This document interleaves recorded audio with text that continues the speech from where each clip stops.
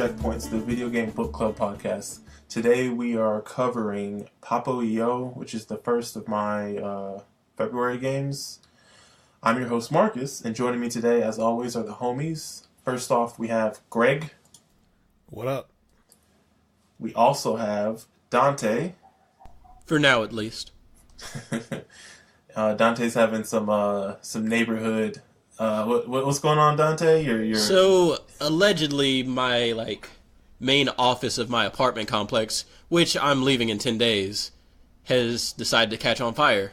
So I'm keeping an eye out and trying to stay safe out here, because it be real. Hey, we want you to stay safe out in these streets. And speaking of safe in these streets, last but not least, let's bring in the homie Trevor.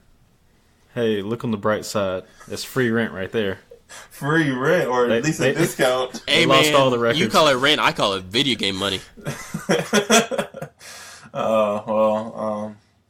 I said, we are going to be talking about Papo, and since this is my game, I will do the introduction. So, Papo, actually, let me take that back a little bit. It's two different. There's Papo and Papo Anyo, and basically, it's the Papo is the Portuguese, I guess, or Spanish title of this game. This game is created by a Canadian studio, Minority Media Incorporated, but it was the dream child. It was designed by a man named Vander Caballero, who is Brazilian, and this is basically like a story based on his own personal experience. It involves a young Brazilian boy named Kiko who goes into hiding in a closet from his abusive, alcoholic father and finds himself taken to a dreamlike favela where he meets a huge pink creature named Monster. And basically, as Kiko, you interact with the monster and manipulate different structures and things in the favela environment in unique ways to solve puzzles and progress throughout the game. Like I said, it was designed by Vander he's a worker under Minority Media Incorporated. The game was released on PSN for PS3 August 14th, 2012, and eventually it came out on Windows via Steam, and then the OS X and Linux through a Humble Bundle pack. And so far, Minority Media Inc., that was their first game that they released, and they've only released two other games since then. A game called I Love Potatoes, which, hey, that's a tight game name, came out in 2015, and it was a big collaboration between, an artist, Vali Fugalin, Ruben Ferris, and then the National Film Board of Canada. And then in November 2016, they released Time Machine VR, which is a time travel dinosaur safari. So I think right now they've been focused on the VR technology, so they have a lot of games that or a lot of things they're working on to deal with VR. So just based off of this game, they're doing a lot of storytelling, and they focus on storytelling. So I'm assuming that a lot of their VR are along the same path. But let's get into this game. So as I said before, you play as this boy named Kiko. The game, Papo translates to father and I. So it's the story of Kiko with his father.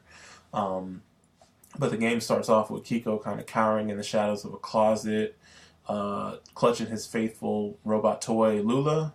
And outside, you see I think it's depicted as a huge shadowy figure that's calling out for him. And he's hiding in his closet, and he sees a portal of shining light, and he goes through it, and he's immediately transported to another world, basically. And because of the title and the music in this game, and even the language that they're speaking, you can kind of tell it's set in Brazil. That's even it immediately becomes apparent after you see the setting where he's basically in the favelas. And in this world, he meets a mysterious girl, and he's trying to follow her, and that's when I guess that's where the game starts off. Is like, oh, you're chasing after this mysterious girl. She's covered in like body paint, I guess you could say. She has like paint on her eye, around her face and her neck, her arms, her legs, all that, and you're just trying to talk to her. So I guess when you first get transported in this world, how did you feel about the environment and everything, Trevor? Like, you see him hiding out in this closet, and then next thing you know, you're in the favelas, and like I think the music kicks in, and I think the names of the songs are named after the, I guess, quote unquote levels, because there's not necessarily levels, but this is called A Strange New World. And how did you feel like when you first see the favelas and you hear this music going? So when I first jumped in, like I was immediately into it. Like I just thought it was like a really cool environment for them to go for more of like a cultural kind of feel, especially the art direction. Like you can see like the graffiti on the walls, all of this stuff that's kind of like makeshift, and like the juxtaposition of like the favela buildings, along with like you also have some like rocky terrain or grassy terrain. And so I thought the art direction for like the environment was really good. Like the music is what got me into it too. I was like, man, I'm gonna be jamming this whole game. Straight up too, like I'm glad you said that, because of all the games we've played so far, in my opinion, this game did the best job of like letting the music help pull you into the environment. And I felt like a lot of the music was like the I forgot the genre of music, but the Brazilian style, like I can't think of dang, it's gonna kill me that I can't think of the genre and the artist that I was gonna say, but it definitely had a good Brazilian vibe to it, and I felt like the music in this game, especially this intro song, it like immediately transported me into being in this environment. And like you said, with the graffiti, because Brazil is their government is pretty lax on like their graffiti. Are you talking about samba by any chance? Yes, yes, but I can't think of the artist's name. I want to say Sango, but it's like the do cha cha do cha do. That's the. It's Sango. Yeah, thank you. I couldn't think of the dude's name. Yeah. But yeah, like I was just like, yo, like you said, like Trevor said, I was jamming to it. So I really like when you first get into this world, and I immediately was drawn in. How about you, Greg? I liked it. I wasn't really sure what to expect, like starting out the game. Kind of dug the and for some reason, I don't know if maybe this is just me, I get kind of like throughout the whole game, I get kind of this kind of Team Eco vibe to like the style of it, as far as the way that the environments are built out, the way that the puzzles kind of incorporate the environment in them. But yeah, I definitely.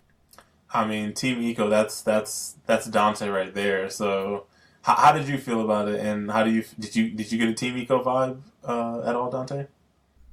Aesthetically, yes. The color palette they went for in a lot of the environmental design did seem very similar to Team Eco, as far as like how they use lighting, what type of buildings they typically try to use, that type of stuff. I did enjoy the graffiti, along with the music. I think all of that kind of tied together for the first couple hours. And I didn't even mention this either, but what was everybody playing on? I was playing, via Steam on my Mac, but I don't have a gamepad. So for the most part, I was playing keyboard and occasionally mouse. The game is very, control wise, it's, WASD, WASD, and then that's to move your character. You have a button to like walk. If you hold it down, you're instead of like moving at the normal pace, which is like the almost like a jog, you can walk, and then you move the camera with the directional arrows. Or if you wanted to, you could use the mouse as well. And sometimes I use the mouse, sometimes I use the directional arrows. But then you had basically left click to pick up items and right click to throw them. So there was a couple of instances, and I think this is probably going to be where we get into the meat and potatoes of this game. This is a puzzle game, and it's interesting because like I don't think there's any at any point I don't think the puzzles are difficult or anything, but I do think that sometimes because how loose I guess the game felt, I do feel like there was like a bigger margin of error because I don't think this game was super precise. So sometimes it was a little bit hard to control Kiko and be precise in some of the things that you're doing with him. I feel like this can make or break a lot of people's experience with the game because not having as much control as you want, or like consistently missing a jump or something along those lines. Where there was one spot in this game where I got stuck mostly because of one of the game mechanics, but it was very frustrating, and I kind of was just like, I'm just going to come back to this later. But let me see how the guys felt about it. Greg, what were you playing on, and did you have any issues with how the game kind of controlled? I was playing on Steam, and no, I didn't really have too many issues as far as like controlling the character, or I didn't really think that too many of the like platforming sections were finicky. But yeah, I didn't really have too many. Okay. For me, it was mostly like sometimes when you were jumping on like a floating box or a floating cube or what have you, sometimes like it was hard for me to tell where, maybe it was the angle that I had the camera that I just couldn't tell where I was at. So sometimes I would be too short of something, or sometimes when you're walking along like a super short or like narrow plank of wood or something like that, I would accidentally walk off the edge. Well, what do you know what settings you had the graphics on? Because I was using the shadows to kind of like judge where I was as far as like my jumps and stuff like that, and I don't know if maybe that just if it wasn't I think I was playing on medium or low. Okay. I sometimes had shadows and I sometimes didn't. Okay. I another issue that I was having was the game when I was playing in full screen, it was kind of chugging on me sometimes. The frame rate was giving me issues, so I kind of dropped down the graphics for me, or how the graphics look from like the just to maybe help alleviate some of that. But I mean I still had some issues with it kind of every now and then, the frame rate dropping. It was mostly like post puzzle when it's like zooming out and you see like whatever interactable thing that is happening to like let you go to the next part of the level.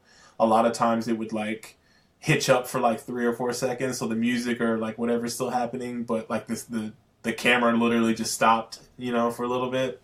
Yeah. That was happening to me. I had basically my issues were technical issues that I had with the game. Just between the controls and just like the game sometimes hitching up on me. Trevor, what were you playing on, and did you have any of the issues that I was having with either the controls or any like the technical issues or anything like that? I actually played on PC, but I played through my Steam link. And my first playthrough, I don't think I had any technical issues. Playthrough? What? Man, you liked the game and you played it more than once? What? Here we go. To be fair, you really can't die in this game. So hey, but you can respawn. True. Go ahead, Trevor. Like, It was, I think in the second playthrough, like the game, like you said, started chugging a little bit.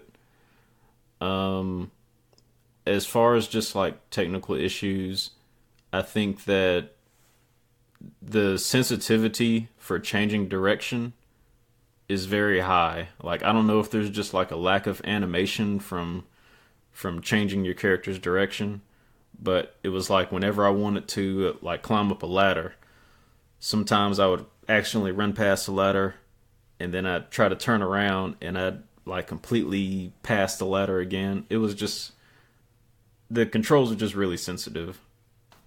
I gotcha. But did you? But like, was it? Like, I'm trying to think of some examples. So, like I said, like I accidentally walked off a plank a couple times when I didn't do the walk. Like, those were the only times that I did the walk feature, I guess you could say, is when I was walking across like a plank or something. And then I can think of another instance where like a couple times, like you're on the edge of a building and you're trying to climb up a ladder, and like if I don't hit the ladder, I'm gonna fall off the edge of the building. And a couple times I missed the ladder, so I fell off the edge of the building. And not like I died or anything like that, but I kind of lost a little bit of. I had to get back up to where I was at. Dante, what were you playing on, and did you have any of the technical issues that I had, or hitching up that Trevor and I had?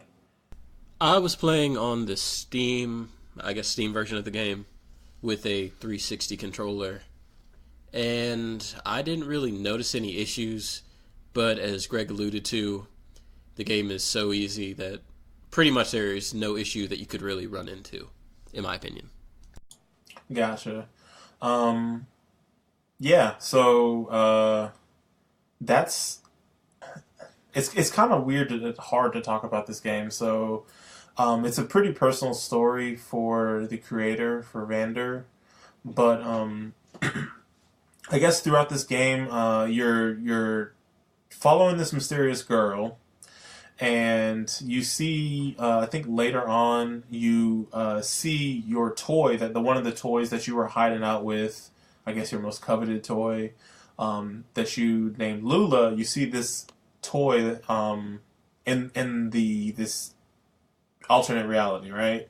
And it's talking to you, it's telling you how much it loves you and all this stuff, and it's giving you a lot of like positive affirmation, and basically wants to protect him. And so you get you pair up with Lula, and Lula gives the ability to hover, so you can kind of like, as Kiko by himself, you can just jump. That's really all you can do. You can pick up things and you can jump.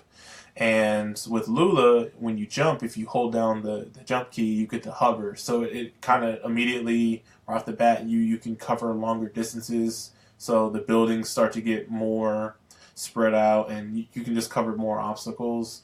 And then you have the ability to kind of like throw it. Like there are some puzzles that you need to solve where you can kind of just fling it to divides that are too big for you to reach to unlock the next part of the puzzle. So it's a pretty selfless companion to have. And then not long after, I think this is when I knew that the game was going to be like, I was like, yo, I'm really feeling this game. So like, you're in this cool environment, and you get this ability to hover, and like the music is really drawing me in.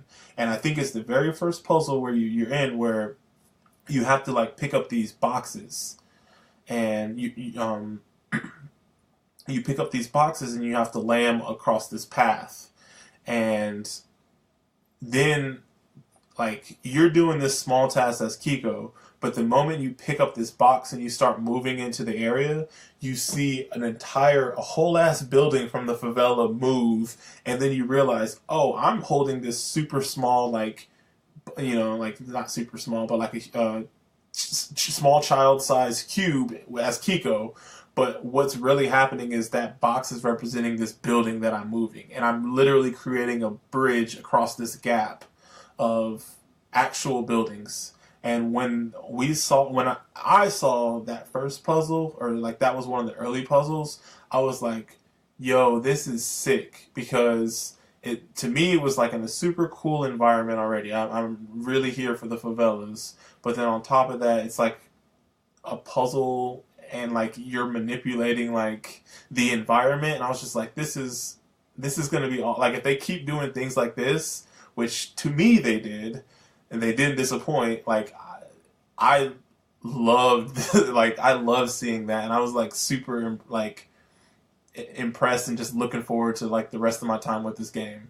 Did anybody else have that? I'll just leave it open. Did anybody else have that feeling when they did that first puzzle, or was it just me? Greg, you were gonna. I mean, when I played it, I was liking how I kind of said this earlier, but I kind of like how you interact with the environments. Um, I wasn't super wowed by it, I guess, but I did think it was kind of cool. But yeah, I don't know if I shared in the same enthusiasm as you, but it was cool though. Trevor, come on, help me out, man. You played the game twice. I know you had to like this. So I definitely feel you. Like I really like the playfulness of the game, like the way you can interact with the environment when things start to kind of accordion out, and it's like you're actually playing a pop-up book. As someone who gets really into like puzzle games, I don't I don't know. I was kind of disappointed in what are considered puzzles. It's basically more of like find the interaction and interact with it, and then you move on to the next section. It wasn't extremely. I don't know if it necessarily needs to be difficulty to it, but there just wasn't enough involvement for me, like as far as the puzzles. But I like the playfulness of it. I feel what you're saying, and I want to touch on that, but I think that can be like a discussion for when we're done, when we're done going through this game. Just because I feel like you probably aren't the only one that feels that way about this game. Yeah, so I mean, you knock out the first couple of puzzles, and you're kind of getting your bearings. Like you're exploring this world. You're still like chasing after this girl, and you got Lula, so you're starting to see the abilities you have. And I think the game does a good job of like kind of introducing you to these tools that you have. And then you eventually run into Monster, and Monster is this huge pink creature who is basically depicted as being lazy and a little bit dumb. And you've kind of learned that you have to basically work with this creature in order to solve puzzles. So some of the ways you can kind of manipulate it is or interact with it. If there's nothing around that draws its interest, then it just finds a spot to go to sleep, and then you can kind of jump on its stomach and kind of trampoline yourself up to higher heights, I guess. But the things that interest him, like when you first find out, are coconuts. That's his favorite fruit. And so they have like coconut trees that you can climb to kind of get the monster to follow you around, and you can kind of use it to open up solve future puzzles. And like kind of what Trevor was saying, like the way you kind of utilize Monster is kind of like one dimensional. It's kind of like bring a coconut to this huge square, throw it in the square, he goes to the square, bam, you solve the puzzle. So like there's a little bit to be desired in some of the implementation, in my opinion, of how they use Monster to help you solve some of the puzzles. But there are other instances where I think further along in the game where it's like, oh, they use him in some smart ways, and like it gets a little bit more interesting.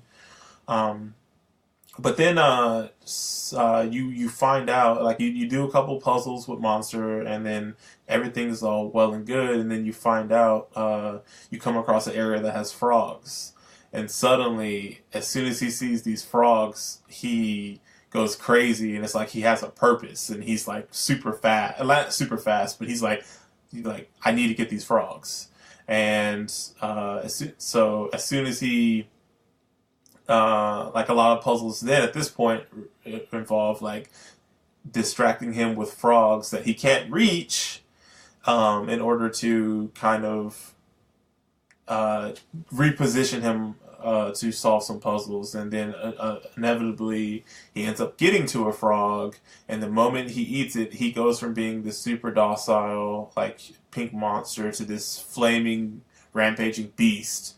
And as soon as he's like has a frog, he turns all his attention onto you, and he basically tries to attack you.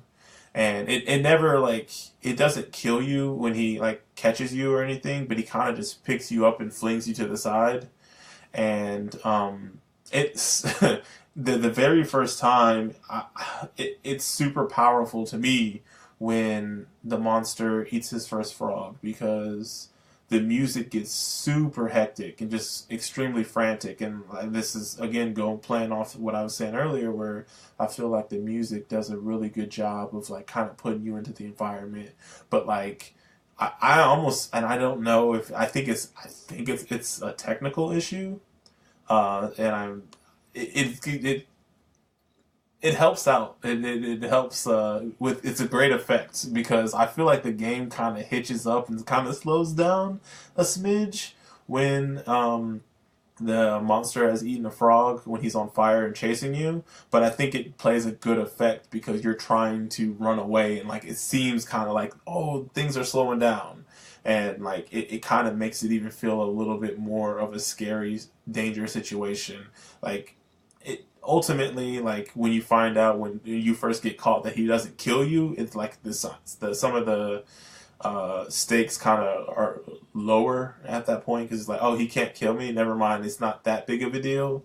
It just becomes more of an inconvenience. But I did feel like that initial time before I first got caught, I was like, oh crap, I need to go. How did you guys feel about when Monster first eats his first frog, and he's this rampaging beast following you? I'll kick it to you, Dante. I didn't really have that much like of an emotional response to it, to be honest. It was a different mechanic, and okay, so he likes coconuts, but then frogs take precedence over coconut, and when he gets frog, he essentially gets aggressive, and you kind of have to put him into these, I guess, prison spots would be the best way to describe it, until he I forget, does he cool down, or like you have to give him the fruit, the poison fruit, I think. It's like, I think it's introduced later on, but like there's a third thing. It's called a rotten fruit, but it's, just like the coconuts are yellow in this game, and this thing is the same shape, but it's blue, and that basically stops him from becoming a rampaging beast. But a lot of times in the earlier game, you have to like trap him or contain him in order for him to chill out. Yeah, the first time you don't have that option. He's just rampaging, and you just have to kind of keep him in those little prisons while you solve the puzzle. Greg, how did you have any type of reaction when he first gets his first taste of the frog? No, not really. I think still at this point, I'm still trying to put together what actually is going deeper meaning to it, but I didn't really have that one particular. Trevor, help me out here, man. These dudes are killing me. Well, I guess I had a bigger response. My thing was, like, as far as where the story was going, like, I was looking at Monster as a companion. Like, after that first time you meet him and you realize you have to use him to help you solve puzzles in the game. But then all of a sudden, like, he, just becomes this rampaging monster. And at that point, I was just like, oh man, now I've actually got an imminent threat in this game. Like, I could possibly start dying at any point. But yeah, that was pretty much the biggest response I had to it. It was just like a huge turn of events where what is supposed to be your companion, which I'm thinking is just gonna be like this fun, playful game. Like I don't know what this girl is talking about. This monster doesn't seem that bad, and then all of a sudden he eats a frog, and he just goes crazy. I got a quick question. I didn't know what to expect going into this game, but I was aware, and maybe it's because it's a game I picked, but I was aware what the overarching story. I knew it was a guy's experience, the designer's experience with his own abusive / alcoholic father. So like I knew this game was based off of his experiences. Did you guys kind of go in not doing, I don't want to say research, but unaware of that, or like? Yeah, I had no idea of that. So I was aware of the game because I remember seeing a quick look about it, but as far as the plot or anything like that, I didn't really went in like kind of sight unseen. Sure. Okay. Yeah. Like as far as the game graphics and how it looked, I think the only I only saw a screenshot of like almost like a advertisement, or like when you go to a storefront and you see like the game title and then with a screenshot. That was really all I had seen as far as the game in action, or not even in action, just like the art style. But I was just aware of the story. But I was just wondering because I hear you guys like not necessarily having a reaction to it, or not like. Trevor No, I was gonna actually ask that question, so I also knew what it was about going in. So yeah, I figured you did, but I know that maybe it didn't. If the story's not hidden for you, then the story's not hidden for you, and I don't think at this point, it's not surprising to me that it didn't really do anything for you, because I kind of have a feeling I know what your overall, feelings on this game are, but I was just wondering about the other two, because Trevor's like, man, this companion and whatever, but yeah, what's up, Trevor? Yeah, like Greg, I went into this game blind. I think I read like a short summary of the plot. But I mean, all it said was like it was about a Brazilian kid, and there was this huge monster. I didn't read any further than that. Oh, gotcha. And I'm not trying to like shame you guys or anything. I was just curious because, like I said, I knew Dante had known about it, but I wasn't sure if you two did. But yeah. So after you do this first, I guess, puzzle where he's had the frog. You're still going after this girl. She's still leading you along. And you go to the next area, and you have almost like a flashback back to your actual, reality, or a regressed memory.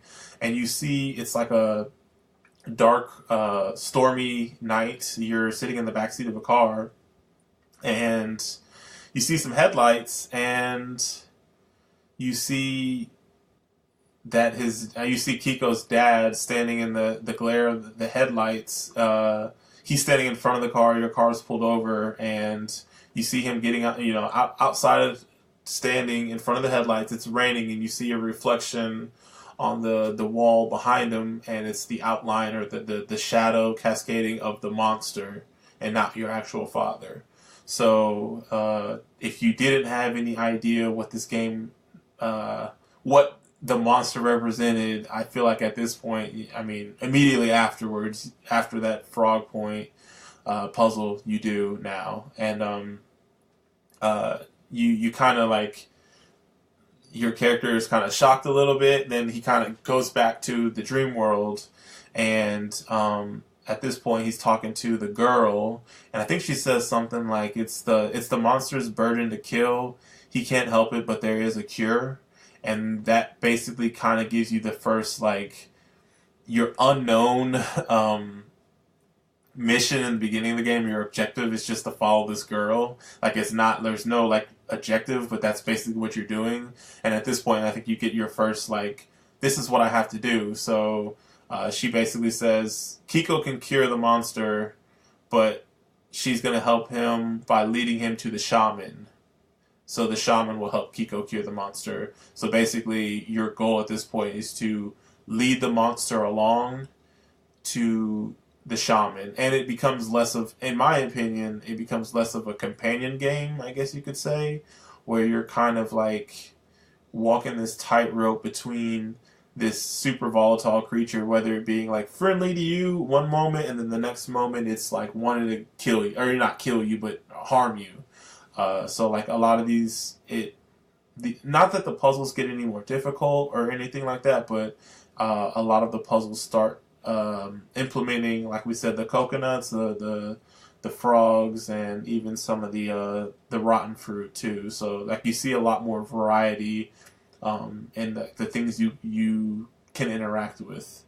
And then really, like I want to say at this point, like it's a lot of puzzles, and like, or I guess I don't know if puzzle is the right word, just because of how, like Trevor said earlier, like they're not necessarily difficult, and there's not like you can't.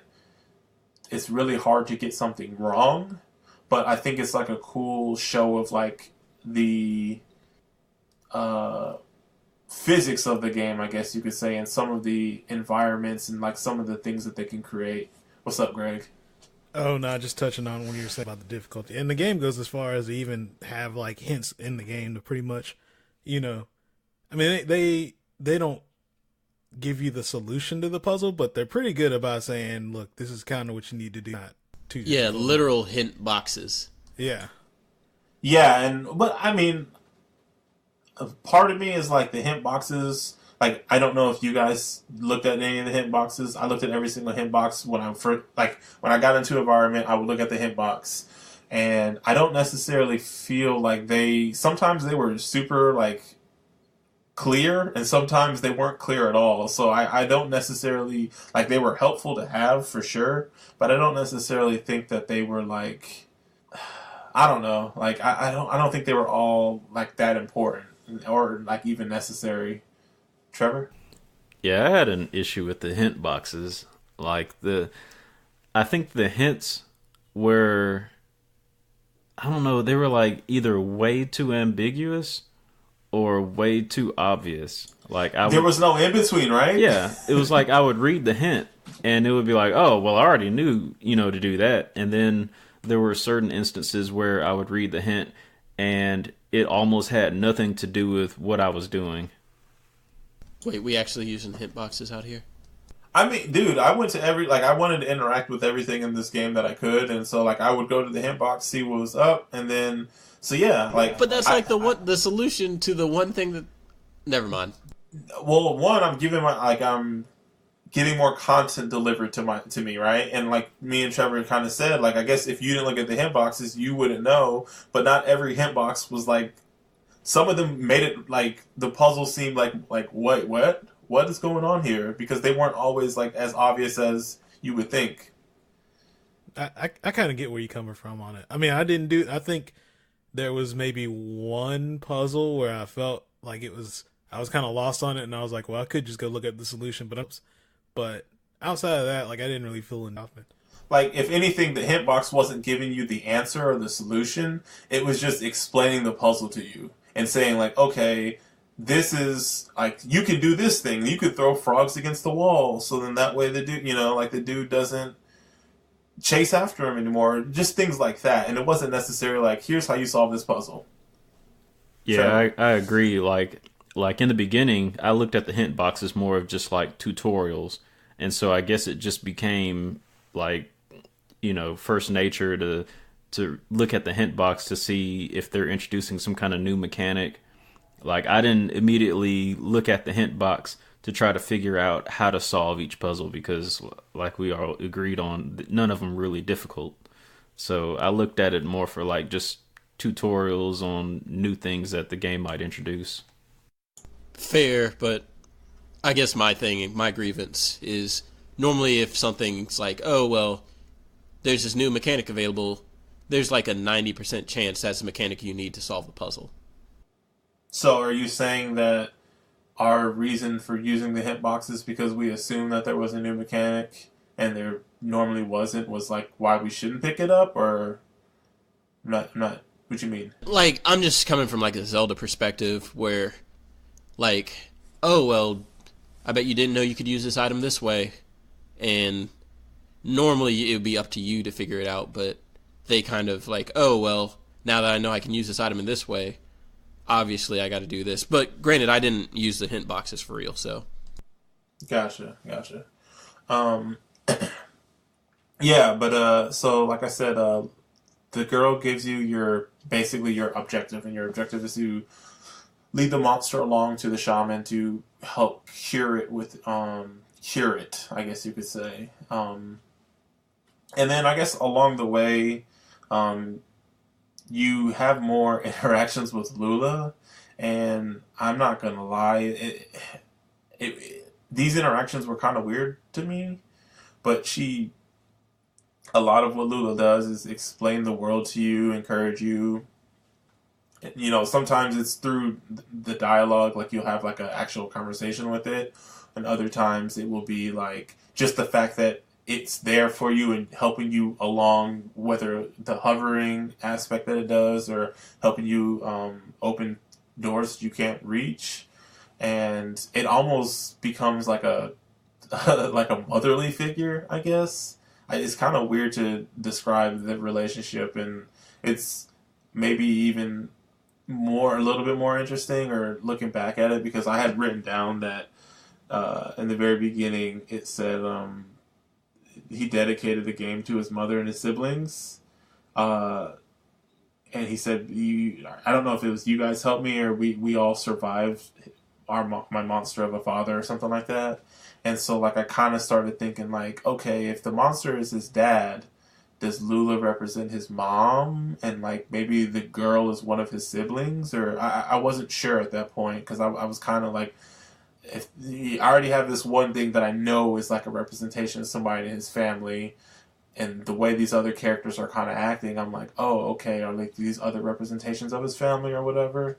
And I don't necessarily think that it's ever explained or whatever. I think the game is a little open to interpretation in that respect, but that's kind of how I saw it, because at a certain point there is Lula ends up getting caught by Monster, and Monster, already in one of its rages from having just eaten a frog or whatever, it kills Lula.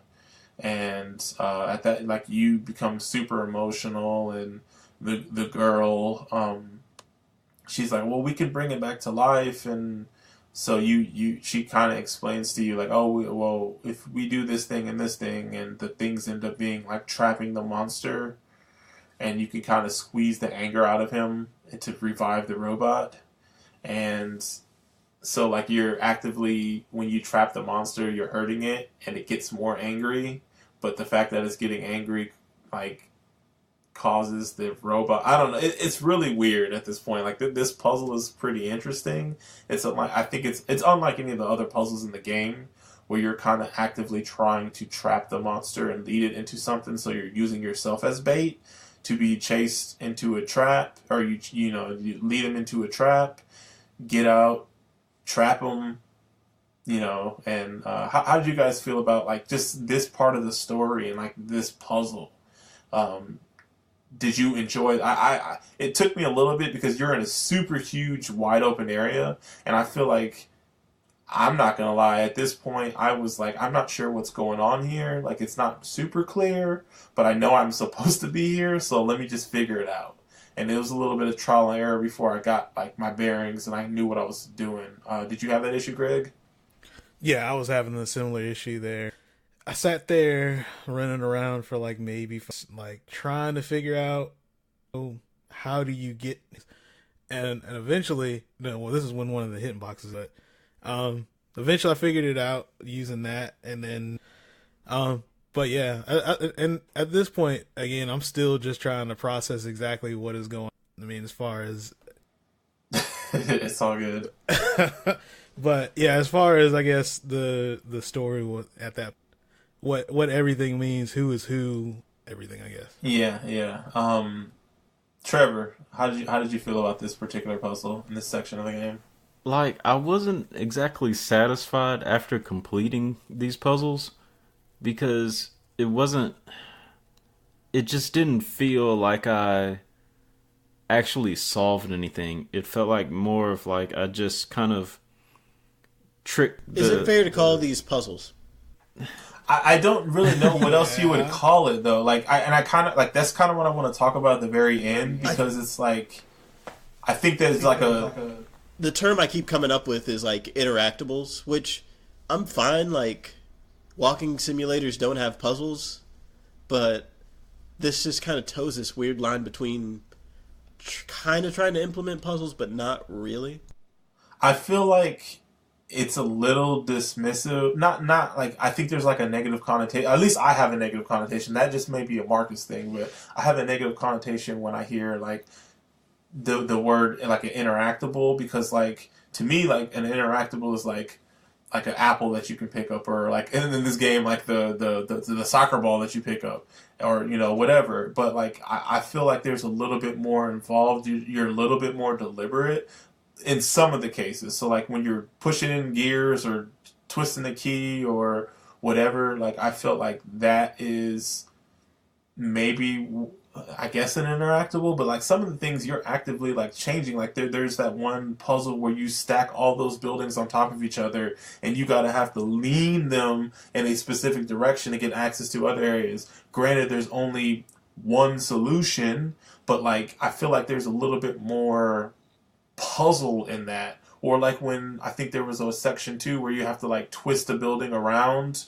or pull a rope, and like there's some like deliberate like action or like movement that you have to do as a player in order to position it in the right way. So like sometimes I feel you with like some of these things being interactables, but like in other instances I'm like this is a puzzle. Like and I think it toes the line. I think it's a little bit of both. I don't think it's one or the other, but it's just kind of like man, I don't know. Like I still want to have this conversation later too. So, but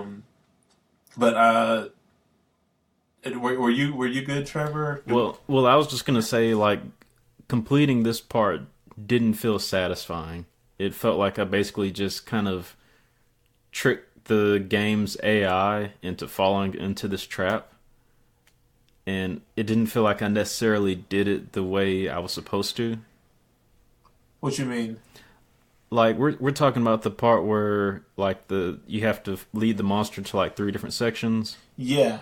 Yeah, that part it didn't because you literally like you have to do what the game wants you to do in order to achieve this. So like I don't think there's at any point you are outsmarting the AI as a player. I think you are going along this set path that you need to go in order to progress through the story. Well, it's just like the part where you have to activate the switch and it just pushes the monster into the trap. Yeah, yeah. I don't know, that part just seemed really, really cheap to me. So you felt sorry for the big guy, huh?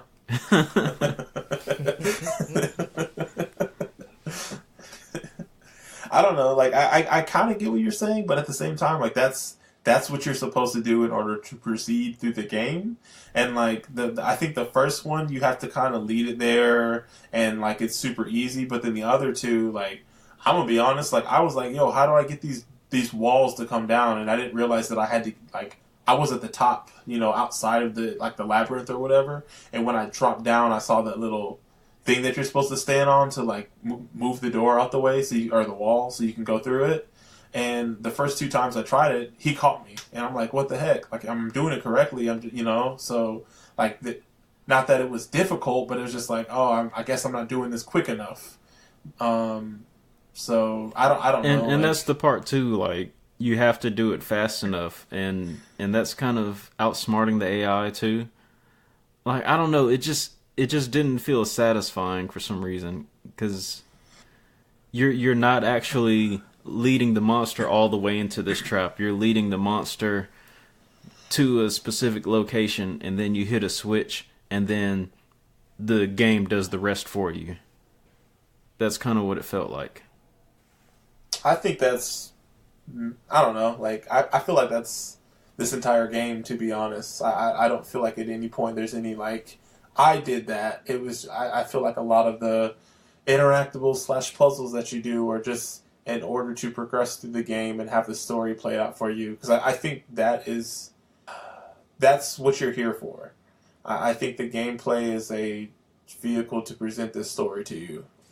But do I need to kick it to you, Dante, or do you want to just talk about puzzles and stuff at the very end of this?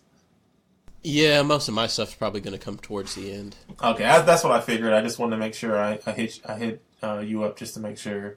So yeah, you trap the monster 3 times, and you bring Lula back to life with the burning rage from the monster, and yeah, I mean, yeah, at this point you go back to your main objective, which is to lead the monster to the shaman, and you get, closer and closer, and it just becomes more and more difficult to keep up with the or keep out of reach of the monster, and they introduce like I guess the final mechanic, or I don't know, they introduce a couple different gameplay things for like a couple of different puzzles. They introduce a like a door that you can go through that's kind of like a teleporter to the other side of the stage or whatever. And then they introduce, I think that one of the coolest puzzles in this game, or one of my favorite puzzles, was this one where they have these 3 rings, and you have to feed.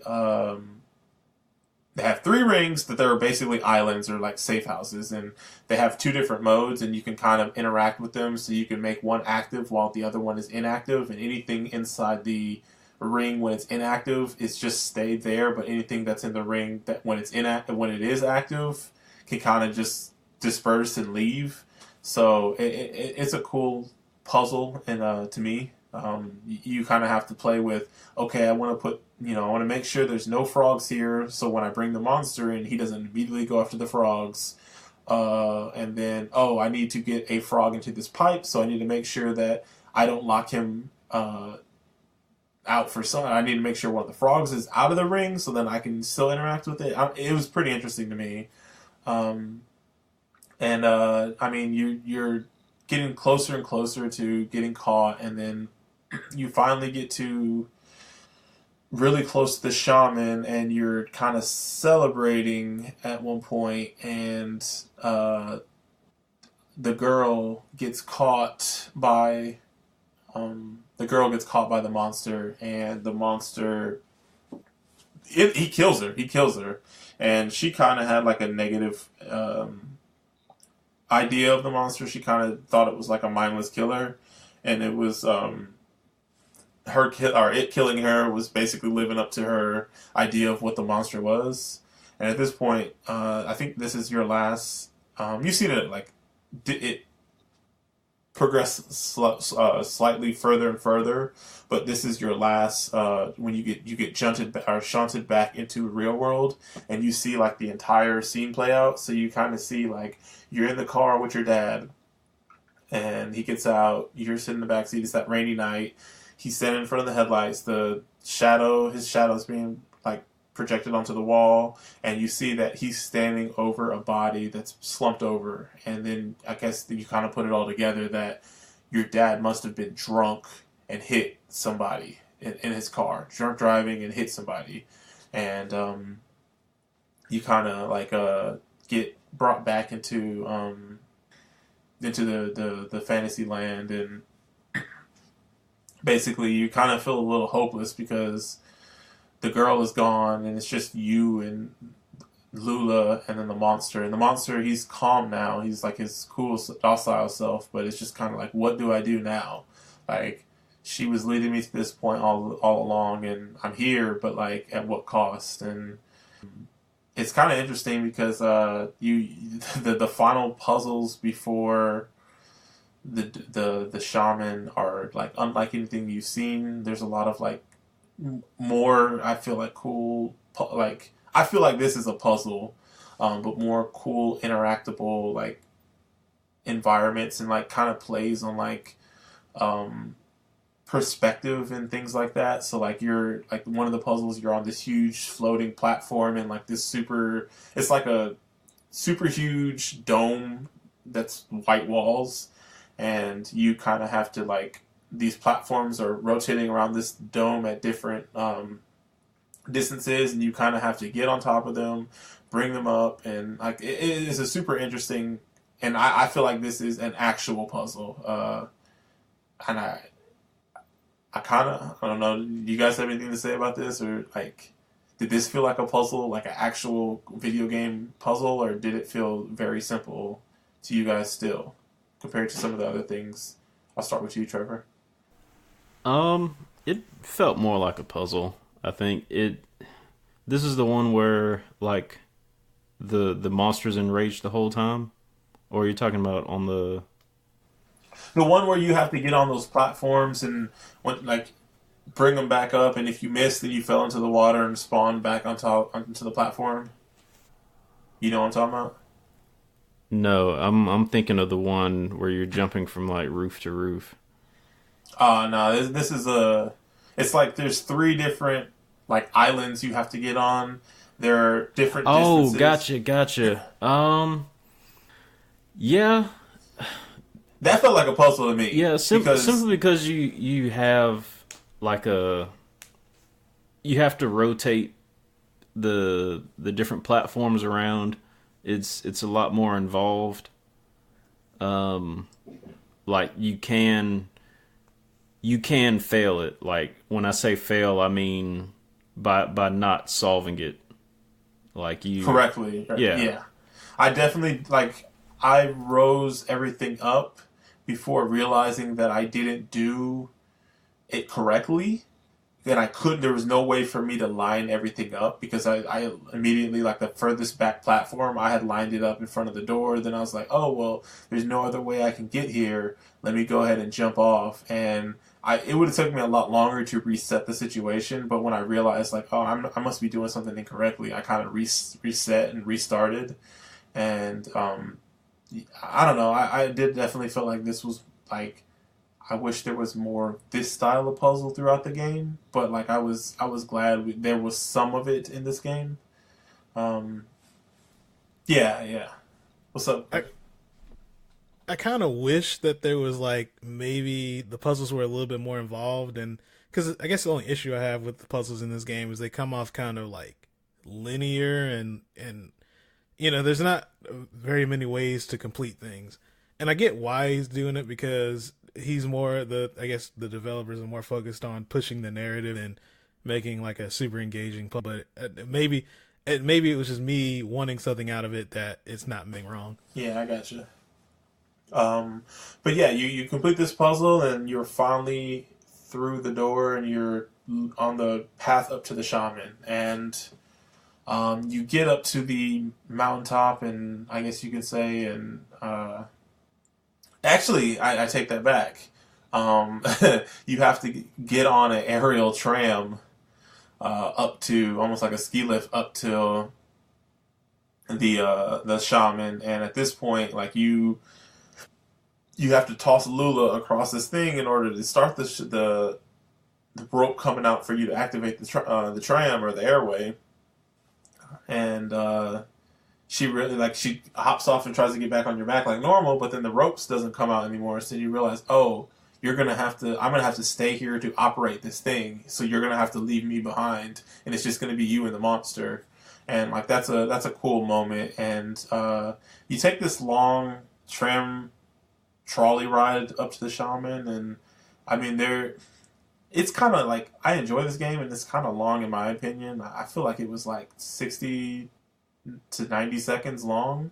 They do like some interesting things though. So like they kind of play with the lighting, and they kind of like, I mean, it's the day, but like, and you're in the sky, and there's no clouds or anything like that. But they kind of use some dramatic lighting to like highlight you versus highlighting the monster, and you kind of like you guys are kind of separated, and you can kind of see like, whoa, like this creature is so massive in comparison to Kiko, who's a very small child.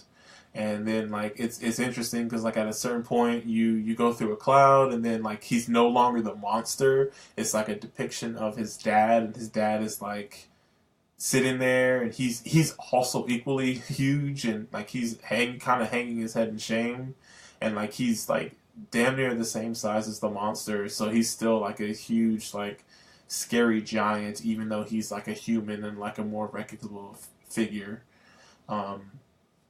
But yeah, you end up getting to the top, and he's like back to being the monster, and you start your way up these stairs, and the monster is kind of staying at the top of the tram waiting for you, and you get up to the shaman tower, and you're like, okay, cool. I just gotta run up this tower, and like as you're running up this tower, like there's like a staircase around the outside of this tower, and as you're running up, the tower is just being drilled into the ground, and it's pretty cool actually, because it's like you're no matter like what you're doing, like no matter how fast you're moving, like you're not making any progress, and you're spitting it into the ground, but you're not getting any higher up. And then once you get to the very top, aka once the tower has drilled all the way into the ground, you realize, oh, there's nothing here, and there is no shaman.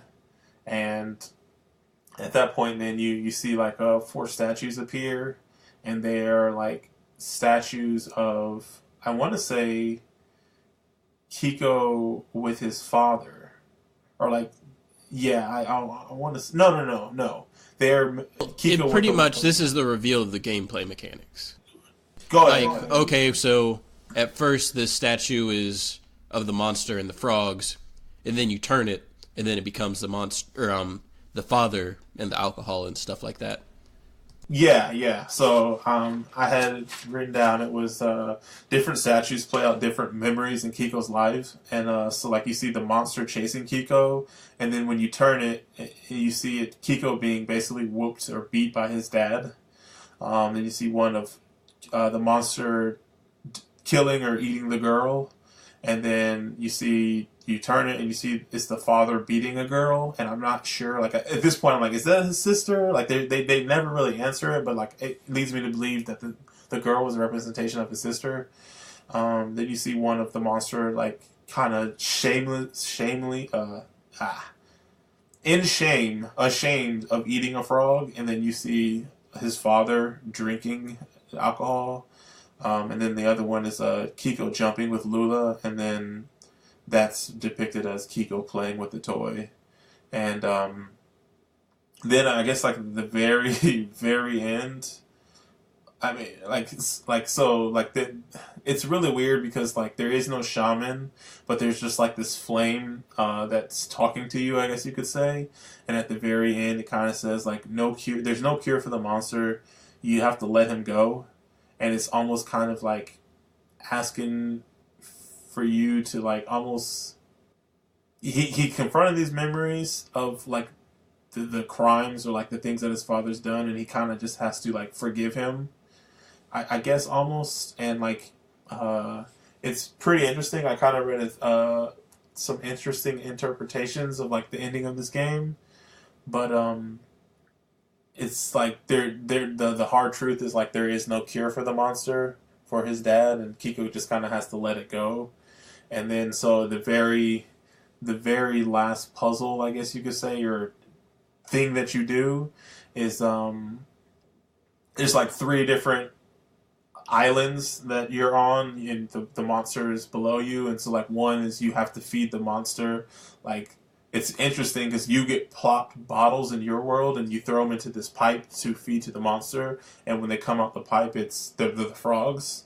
And so you feed the monster 3 frogs, and then like he gets enraged, and like as he's getting more, like he's eating more and more frogs, the world is becoming more and more on fire and chaotic. And then the next one is basically forced to feed like these almost voodoo dolls of the girl. They're and he's eating these, and it's growing a platform. And so like you're forced to like kind of sacrifice this girl in order to further progress through this puzzle. And then at the last one, after he's happy, or like he falls and he's no longer angry, and he goes to sleep, and then you kind of have to push him over the cliff into this abyss. And like I don't know if it's like a representation of basically him forgiving his dad for all like the pain and all that he's caused him, but like he pushes the monster into the abyss, and then he basically takes this path up this walkway, and then he's walks back into the closet, and he's back in the closet, and that's kind of how the game ends. Well, I guess this is just one interpretation. It seems like he was trying to be a friend of the monster for the entire game, but then at the very end he realizes that essentially this friendship isn't worth anything, or this relationship isn't worth anything, so he kind of lets go of it. Yeah, yeah. It's like I think one of the interpretations I read is like the fact that you let go of the monster is very symbolic. It's not letting your father go; it's getting rid of the monster inside of your father. So like I guess it's kind of like seeing that there are two sides. There's a duality to his dad. There's his dad when he's like his normal self, and then his dad when he's like the raging alcoholic or whatever. And then on top of that too, like a lot of people were saying like, oh well, like you can kind of look at his uh relationship with Lula and almost in a similar way to his dad's relationship with alcohol, which I think this is a little bit more like uh like theory, but he was kind of saying like you can kind of see the way he looks at Lula, and it's just like, oh, he's so dependent on Lula, and then to get him through the rough times, and like essentially like that's not any different than his dad like presumably going to alcohol to get through some rough points in his own personal. Trevor, you got something you want to add? I mean, the one thing that I really got from it is just like the game is more of an allegory for like only they can let it go. Like you can't force them to do anything. They have to learn to do it themselves. And so I think him pushing the monster away was kind of his way of saying it's out of his hands now. Like you're going to have to take control of this yourself. Yeah, and actually, and I just saw another interpretation too, where him pushing the monster away was basically the monster was a depiction of his memories of his childhood and all the abuse that he went through. So it was kind of like pushing behind, like basically letting go of these memories of his dad as abusive, and that way he can kind of move forward with this new life. Because at first he does seem kind of apprehensive of like, I'm going up that walkway into the closet, but like, like he's kind of determined to do it. I guess it seems like, anyways, or it can be interpreted that he's determined to do it. I don't know. I do like the story and how it's a little open ended, up to your own interpretation. Because like I even was saying, well, like I feel like Lula was maybe a representation of his mother. Because I could definitely see like the fact that Lula got killed by the monster. It could be a time where his mom was beaten by his father, or vice versa. His father beating the girl who was his sister, or something like that. So I can see those as being like super traumatic experiences that he witnessed, and like those being crucial points in this game. I can definitely see that those two being representations of members. What's up, Greg? Going back to the thing with Lula, I guess what I was thinking, I was kind of thinking maybe he was possibly kind of like a latchkey kid, and that was like him kind of internalizing his mother through that possibly, and he was interacting with the action figure, just kind of treating it like that. But anyway, that was kind of what I was thinking. Yeah, I definitely can see that, because like you said, it was like almost motherly to him, but also like his almost like introduced him to this fantasy world where it was like, oh, he can do regular things, or like things that a regular human can do in this fantasy world. And it wasn't until he had this toy, this action figure that he really liked, that he could do like extraordinary things, where he could do the hover and all that stuff. So I don't know. Ultimately, how did you guys feel about this story? Like, we'll talk about the game and how we felt about that, but like, how did you guys feel about this story, and like how it was? Yeah, like we'll do the story first. How did you guys feel about the story? And I'll start with you, Trevor. The story was, as a video game, I wish there was more. Like, I don't know. I wanted to see. It's kind of loose, isn't it? Yeah, it's very loose. Like, I wanted to see who is this little girl? Where is she leading you? Who are her people? And I understand, like, knowing the background of the game, I understand why some of those things are introduced, because if they would have introduced those things, there would have been, like, a lot of lost connections, like, where you're trying to make certain things correspond, like his father's the monster, and if they would have introduced other elements into the story, then people may have been trying to interpret those as other parts of his background into developing this game. But just from knowing like what went into the story and like some of the metaphors behind it, it's decent. So you're saying that you enjoyed the story, but you just kind of wish that there was more to it, almost. Yeah, exactly. Gotcha. Like I enjoyed it for its function, for what it does, and especially the ending is a really good payoff, because you like, since I did go into this blind, not knowing that this was about an abusive alcoholic father. I didn't make that connection until I started seeing some of the vignettes, and then it all came together once I saw that final scene where you have to put the bottles into the pipe and they come out as the frogs, and you make all those connections together. That's what really makes the story for me. Do you feel like, so like this is something we didn't touch on, but this is a relatively short game. I think this took us ultimately roughly 3 hours to beat. Do you feel like not to get ahead of myself, but like, was there a better way, or was there more story that could have been delivered in those 3 hours, or would it have to have been a longer game and ultimately being a different type of game in order to satisfy what you're saying you didn't get with the story that was delivered? I mean, honestly, in 3 hours, I don't know. Part of me wants to say I wish the puzzles were a little bit more involved. Like, I kind of would rather see that more than, like, the story more fleshed out. Gotcha. So you'd rather more difficult puzzles if the story stayed the same? Yeah. Gotcha. How did you feel about the story, Greg? For the most part, like I said, it was me trying to figure out exactly one. I did kind of like the reveal and thought it was kind of clever the way that they characterized everybody. But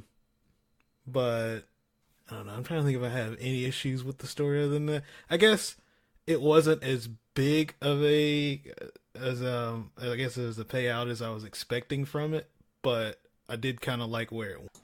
So personally, for me, going into this, I don't have any experience with this type of story, or like, I this is not something that I deal with or have dealt with in my life. But going in, I knew what the story was about, but I didn't know how it was going to be delivered to me.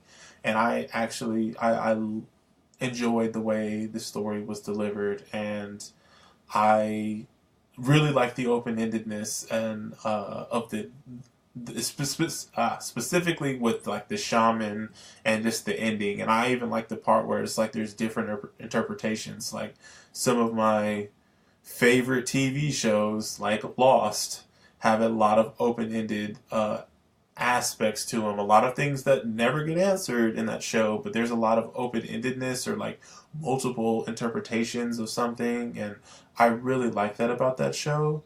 And I really like that about this game, where it's like, I mean, I've read 3 or 4 interpretations of just like what the monster at the end represents, and like this the representation of putting the monster into the abyss after you push it off. And like I really like that about this game, and I think I prefer it to being this way than like, oh, like I wish they delivered more story, or I wish there was like a more concrete ending. Dante, how do you feel about the story? All right, so before I start, is it cool? I'll probably transition into You're good. gameplay You're good. again. You're good. Okay. So I really enjoyed the story as far as like the premise of it.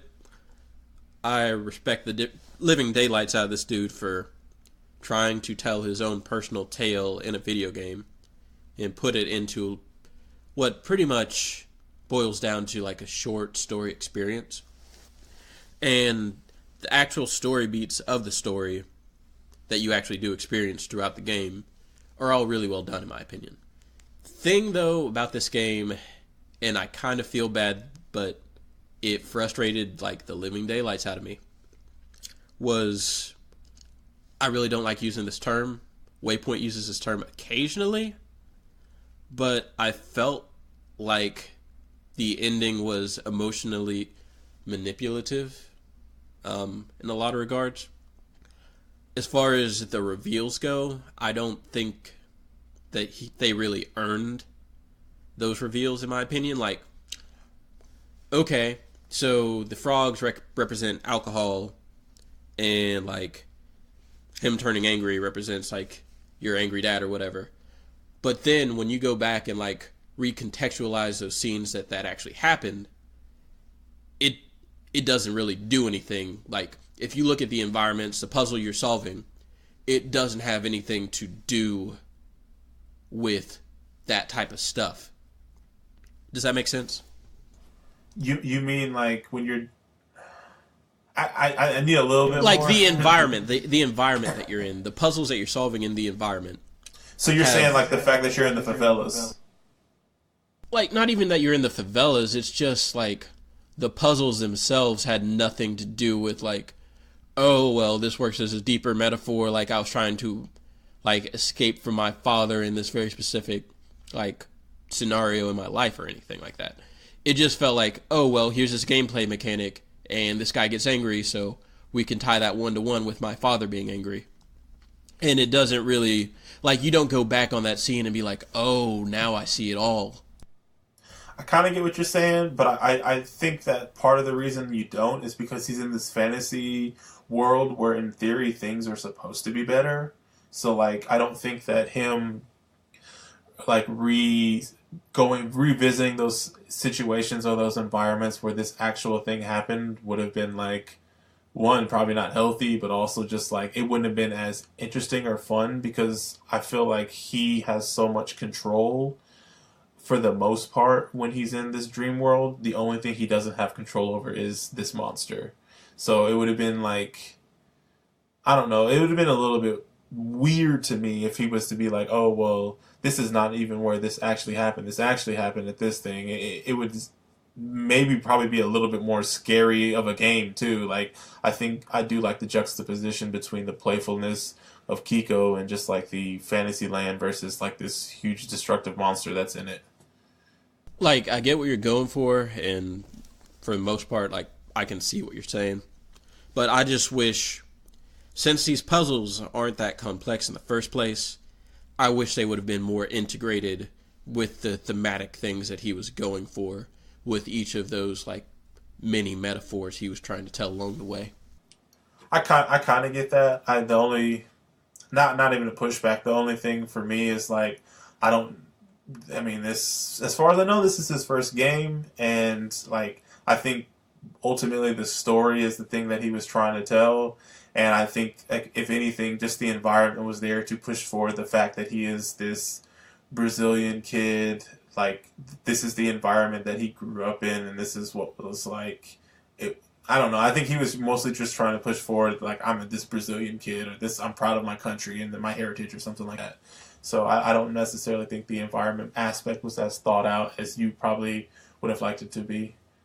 Trevor, you got something? Yeah, I was just going to talk about one thing Dante said. Like, I understand what you're saying, because, like I said, I played through this game a second time, and knowing those parallels between your father and the monster doesn't really do anything in those circumstances, like in the game, like when you're trying to solve these puzzles, like knowing that this monster is an alcoholic father doesn't do anything.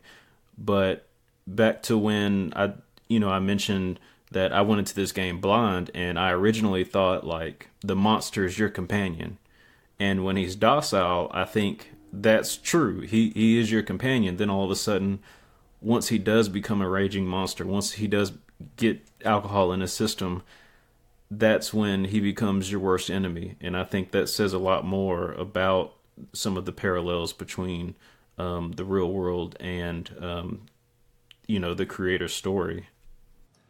I guess too. As far as the puzzles, the two. I know you have a lot to say about this, Dante, but do you feel like if the puzzles were any more difficult, like that would have, I don't know if that would have made the game. It's not a thing about difficulty. It's just, I would say, creativity or like creative, or I guess more involved, because I liked what they were going for. They did a lot of stuff that actually reminded me of DMC Devil May Cry, as far as like you exist in one world, but then you can kind of pull elements from either the light world or the dark world. That's Devil May Cry, not this game, but the same way like you interact with certain aspects of the environment are very similar. And I guess I don't really know what I want to say about that. Like, they had opportunities to make the puzzles more interesting, but I just don't feel like that was their prerogative, to be honest.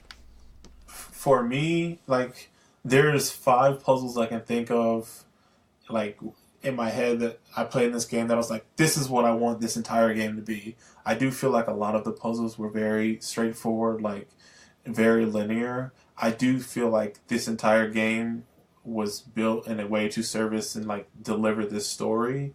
So I think that was the focal point, and I think that's what ultimately, I think that was the message that this guy was trying to present, and it just happened to be in the backdrop of a video game. So I do wish the puzzles were more creative. I do wish they were more involved, or took more brain power, or like just you as a character had to do more things in order to solve this puzzle.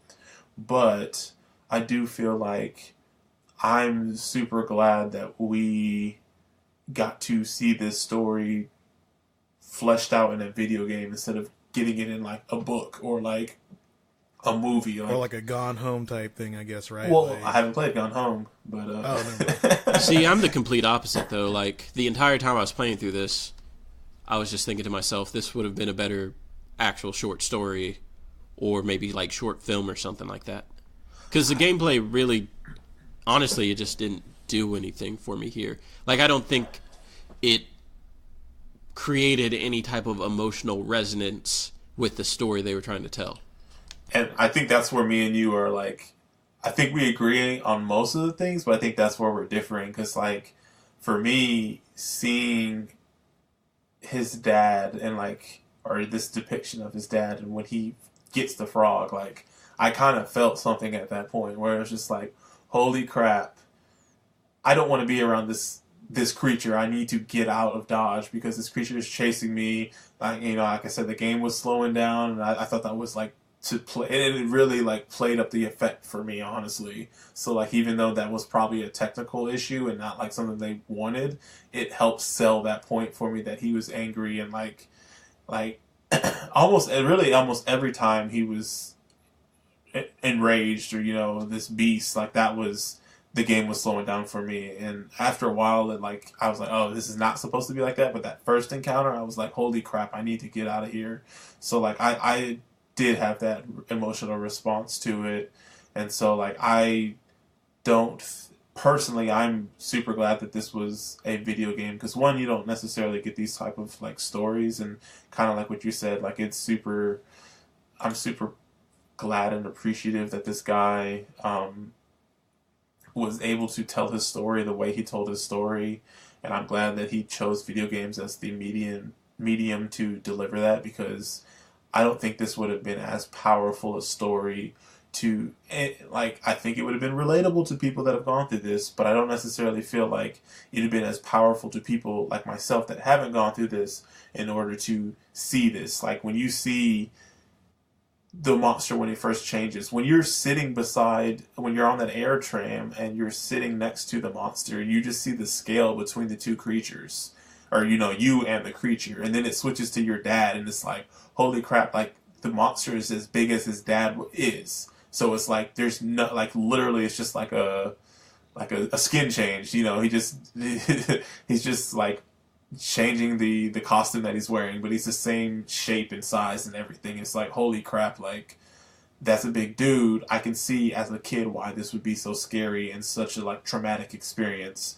And then to have grown up having to deal with this on a daily basis or whatever, like I can see why it was so scary and traumatic experience for him. And then I even like being transported, like I felt like I was transported into the favelas with the way the music was. Like I felt one of the things that I think they did nail was, unlike a lot of the games that we've played on, for the show, I feel like the music did a good job of like, it was varied enough, but it did a good job of like kind of transporting you into the environment. So it wasn't just like one samba song that was playing over and over on loop every time you went to a new environment. It was different ones, and like they had different like kind of feels and vibes to them, and I feel like they all kind of fit the respective environments that they were played at. So I don't know. This is I don't know. I had a very strong emotional draw to this game, and I only played it once. I didn't play it 2 times like Trevor, but 3 hours was the perfect length for this story for me. I do agree that the gameplay was not what I wanted it to be. I wish it could have been more, as you said, interactable or more. I kind of want to defend my name just a little bit. Like, Go ahead. I know I come off as a gameplay prude sometimes, and I didn't mean for that to happen. And I do enjoy like walking sims and stuff like that. It was just that in this particular case, I had wished that the gameplay was a little bit more integrated with the story they were trying to tell. And I also kind of want to backtrack saying that I would have probably preferred this as a short story or a movie, because really that's up to the author, and I don't want to take that away from him. So even though it might not have been the ideal situation for what I think the ideal situation for delivering the narrative would be, mad props for the dude using games as a medium to try at least and do that. I think it was personally I feel like it was the perfect one, because like I feel like in some of those other mediums, like the only people that are going to find that story are people looking for that specific content. Whereas, like, for me, and, like, even you, like, we knew what this story was, and, like, Trevor and Greg didn't. And, like, the look of the game versus the actual story that it was delivering was, like, stark contrasts, where, like, I feel like they did a good job of playing up the playfulness of the characters and the environment, and it looked very happy and cheery, but underneath it was telling, like, a pretty, like, serious, traumatic kind of story. And so I think that it was a perfect juxtaposition of having like this type of art style with that type of content. And I know I've been talking for a lot, so let me kick it to like Greg. What do you feel about how this story was delivered through the medium, and even just the puzzles, and like, do you think them being more involving would have improved the game, or like, what do you think? I don't think that adding complexity to the puzzles would have benefited the game at all. I do agree with what Dante said about maybe a little bit more creativity, or finding a way to tie the reveals or make the reveals more meaningful when you go back and play the game. It kind of made through. I think it would have benefited from something like that. As far as the reveal, I guess, like I said, I liked it. I do feel that it is a little empty, because it's hard to kind of, or maybe it's just me. It was kind of hard for me to really, I guess, empathize with him at that point, I guess, because you don't really, I guess you don't get enough background to really kind of feel. But outside of that, I think overall I did like the game. I don't know if I would have rather the game doesn't last long enough to overstay its welcome. So I guess overall, I was generally pleased with the time that I had with it, but there's definitely some things. And lastly, what about you, Trevor? How did you feel about how the story was delivered and just some of the things that we've touched on so far? I think the story does what the creator set out to do with it. Sometimes it feels like it uses this medium or this platform to kind of make things more ambiguous. Like it's got very very video game like limitations to it, I guess you could say. Like sometimes it helps it and sometimes it hurts it. I'm trying to think of like an example. Yeah, that's what I was going to ask for. It's like, what you mean limitations? Like, there are certain points in the game where, you know, the girl is leading you and she kind of tells you you can't progress any further unless you have the monster with you. You know, those sorts of things kind of, and that might... Essentially stuff that breaks the immersion. Yeah. And that would be my only gripe about it being a video game. But I imagine if it were any other medium, I probably wouldn't have run into it, right? And like, and I really wish a lot of developers would do something like this where they just take time away from like these big budget games that they develop and tell one story, even if it's just like a short story like this one is, because you know you get some really creative things out of it, whether it just be you know, a cool story or, you know, a brief demo of certain game mechanics that can be used elsewhere.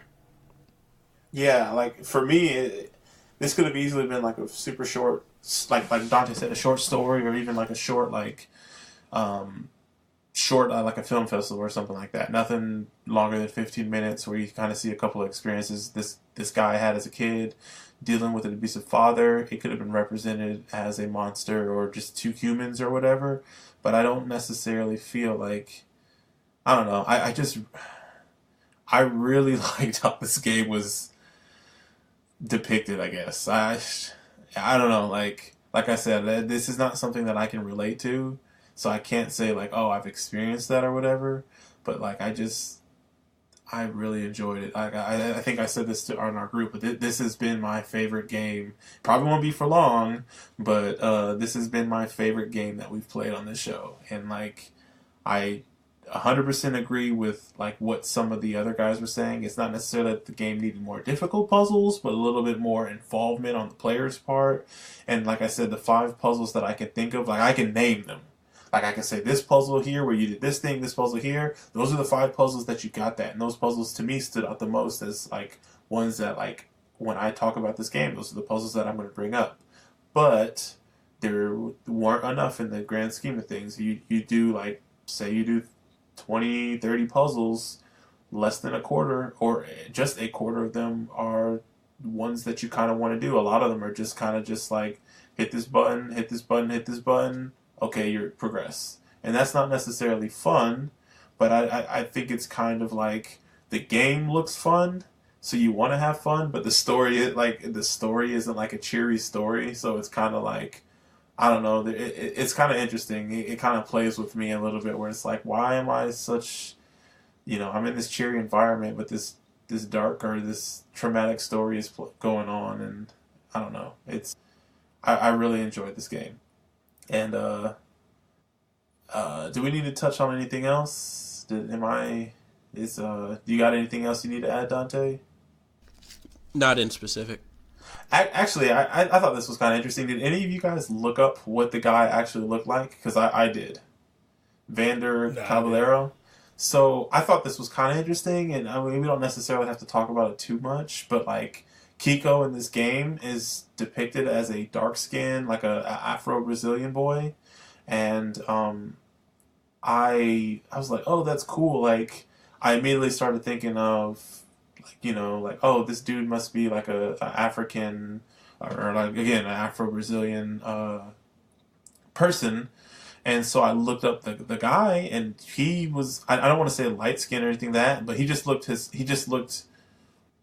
Hispanic. He didn't look like he had any African in him, and I'm not saying that he does or does not, but I thought it was really interesting because I was thinking like, oh, like representation matters, and I was like, oh, this is a dark-skinned Brazilian man making this game, and he looked like what you would imagine if you were to think of a Hispanic person. He's that complexion, and it was interesting to me that he chose to depict his story through a Afro-Brazilian avatar, and I thought that was kind of interesting.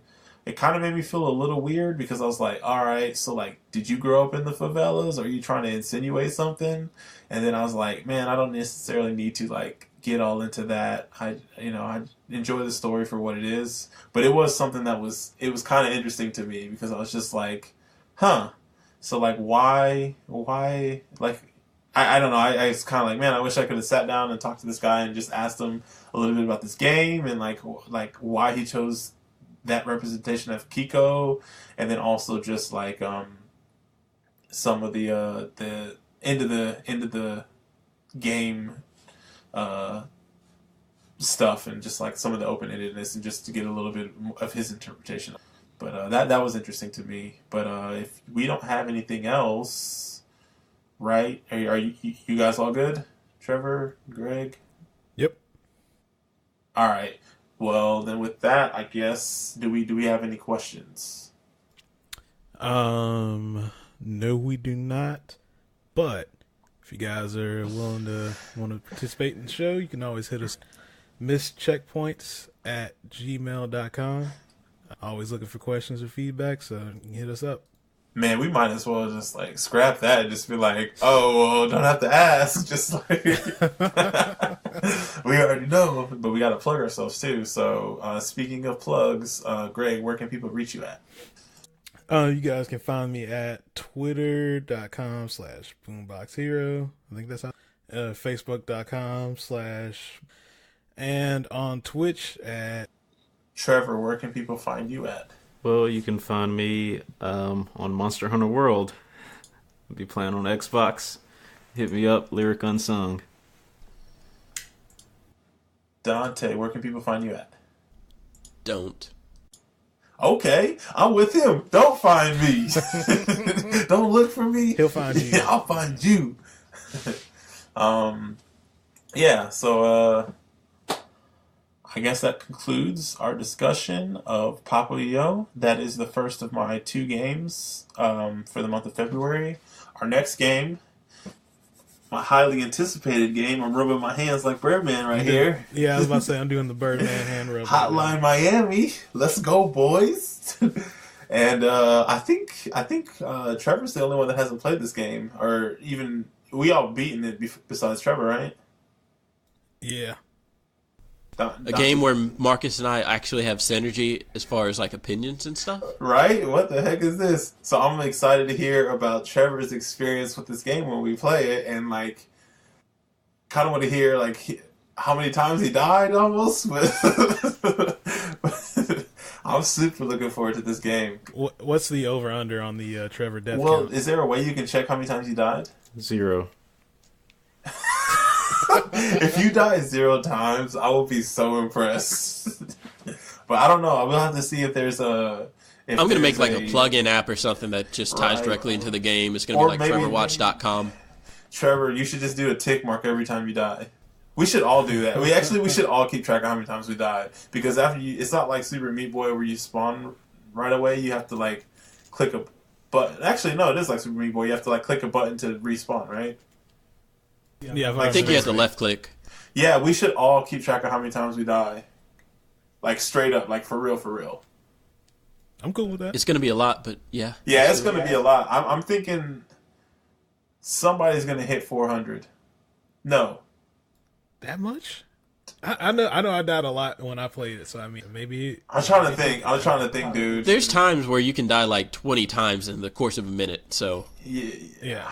I think it just depends on how like salty you get too, because like, all right, I'll say somebody's gonna hit 200, over 200, Probably me or Trevor, but I'm gonna go 3. 300. Damn. Trevor, how many times are you gonna die? 0, right? 0. All right, let's go.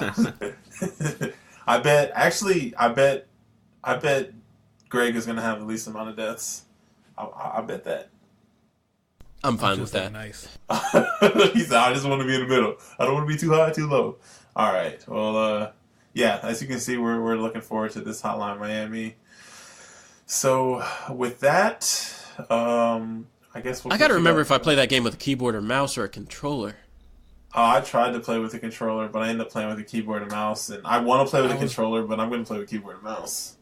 Yeah, when I played it, the first time I played it was on PlayStation 3. I was playing with the controller then. And then when I played Hotline Miami 2. So I might try mouse and keyboard this. I'm doing mouse and keyboard. Mouse and keyboard. Let's go, boys. All right. Well, yeah, we're pretty excited for this game. So with that, we are Missed Checkpoints, and we'll catch you guys next time. Peace.